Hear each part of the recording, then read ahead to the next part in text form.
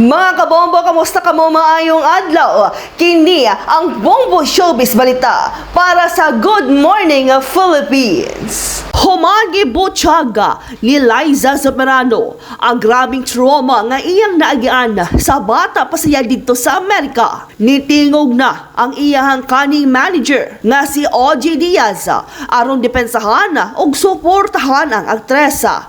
Dinhi gikumpirma ni OJ nga pinuod gyud ang trauma ni Liza. Matud pa ni Iniya, nasayod sila sa pipilasan na agyan ni Liza o gidayig niya ang kaisog sa aktresa. Dogang pa nga dili ganahan na si Liza sa mga manyeka o mga tray sa itloga tungod sa dili maayong mga hanumanan sa iyang pagkabata. Kaya naduman nga sa podcast sa episode sa Kanay Kamina ni Sara Baba, giasoy ni Liza kung giunsa sila gikidnap sa ingig suon kaniyan to mga bata pa sila, ang pagkaadik sa droga sa iyang inahana o ang kabangi sa ilang foster parents, lakip na ang pagpakaon sa hugaw sa iro o pagkandado kaniya sa garahe. Sumala pa ni OG nga nangayo og tabang si Liza sa usa ka psychiatrist sa bata pa kini isip kabahin sa pagproseso sa iyang trauma. Nagtuo usab si Diaz nga ang mga kasinatian ni Liza nakatampo sa iyang kahana sa pag-arte kung emosyonal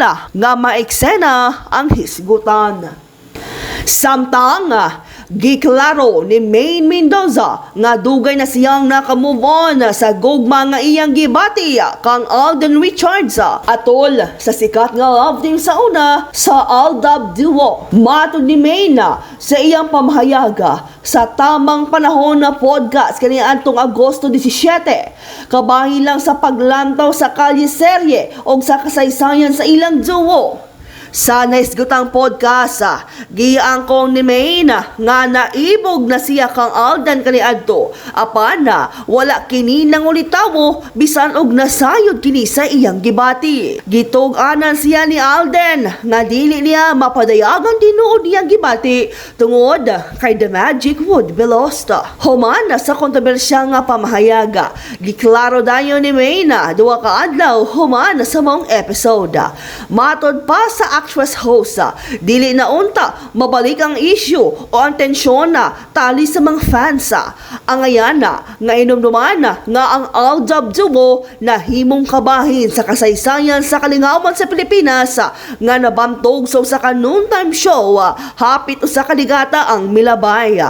Sa kataas sa ilang kasikata, ilang gipuno ang kinakadak-ang arena sa Nasuda alang sa usa ka concert ug hangtod karon ang uban nagtuo gihapon na sila tinuod nga kinabuhi nga magtiayon.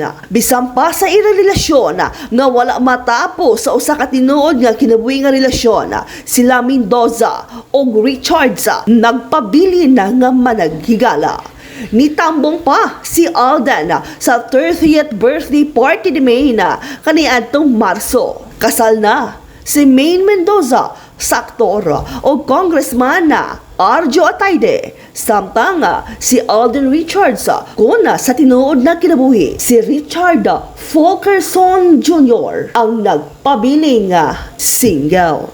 Amtang sa pigas bahin malipayon ang action star nga si Jeric Ravala nga siya nakadawat og nominasyon humana sa iyang dulan 35 ka tuig sa showbiz industry. Si Ravala nominado sa Best Supporting Actor category sa umaabot nga 73rd Filipino Academy of Movie Awards and Sciences Confamas Awards, usa sa labing prestigyosong pasidungog sa Philippine cinema. Ang iyang nominasyon gikan sa biographical drama nga Mamaya, A Journey to Greatness. Si Jeric mao ang nagdala sa papel ni Mayor Marcos Mamaya sa Nunungan Lanao del Norte nga mausaba ang title role sa pelikula.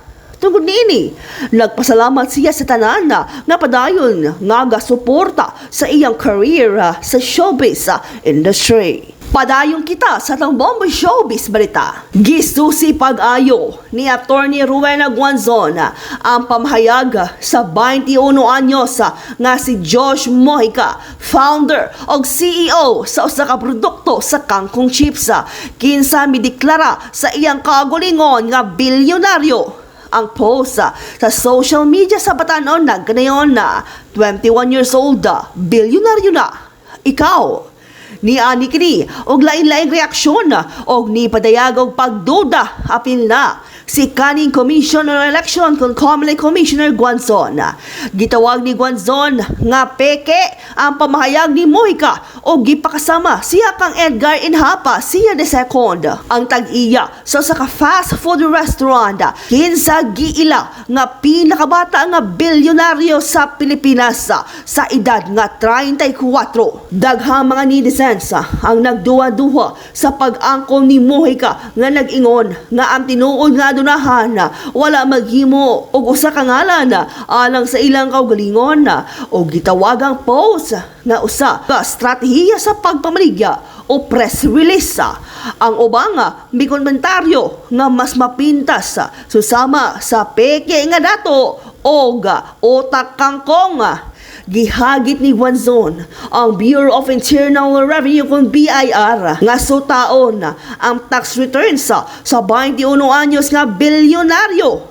Ang uban ni question usab kung husto ba ang buwis nga gibaya ni Mojica ngadto sa Bureau of Internal Revenue. Baguhay lang gisuspinde sa Land Transportation Office kung LTO ang lisensya sa pagmaneho ni Mojica. Humana kini nasakpang na video sa iyang kaugalingon gamit ang cellphone samtang nagmaneho og sports car. Wala pa itubag ang BIR sa hangyo ni Guanzon. Ingon man ang giingong nga labing bata nga bilyonaryo nga si Joshua Mojica. Samtang ni paubos si Chris Aquino sa surgical procedures isip kabahin sa mas agresibong yugto sa medical nga pagtambal alang sa iyang mga sakit nga autoimmune diseases. Sumala sa Queen of All Media, nagsugod ang mga procedure kaniadtong Agosto 20 ug gibalin siya sa cardiac operating room para sa pagbutang sa fourth cath kung gamay nga device nga ginabutang para mapadali ang pagsulod sa mga ugat sa pasyente. Sa Instagram post gipaambit ni Chris nga nainomdom siya sa iyang inahan nga gisulob usaba og fourth akata apan wala gyud siya reklamo bisan pa nga wala siya doktor sa pain management. Alang kang Chris sila si Bimbi ug si Josh mao'y rason nga nung nagpadayon siya sa pakigbatok sa iyang kondisyon. Saysay pa niini kung dili pa ko nila mama dugay na unta ko ni give up.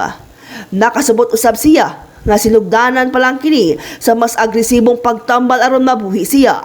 Sa sayo pa, giyatagan sa mga doktor ang aktresa og unom ka bulan aron ni isolate o garon makahuna-huna o unsa kamaayo nga plano sa pagtambal. Kaniadtong bulan sa Abril, gipaybalos niya sa publiko nga nag-amto siya sa siyam ka mga sakit sa autoimmune diseases o gipailawom usab sa usa ka medical nga pamaagi sa mga bulan na.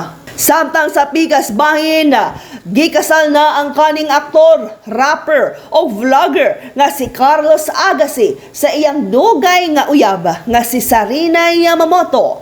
Sa iyang social media account, gipaambi sa aktor ang pipila ka mahulagway sa ilang kasala nga gipagayong kaniadtong Agosto 8 ning tuiga. Pipila ra kasuod nga mga higala o kabanay ang mitambong sa seremonyas nga yano apan puno sa emosyon. Sa mga litrato makita ang kalipay o paghimuot sa bagong magtiayon samtang ilang gipanumpaan ng ilang mga saada nga tinuod gikan sa kasing-kasing.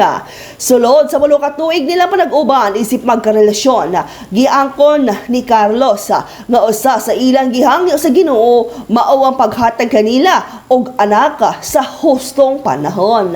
Sa ulaing bahin sa Bombo Showbiz balita, pila na lamang kaadlaw, buwan sa Setyembre na. Pero si Jose Marichan daw wala na kaayo magpakitag emosyon karon.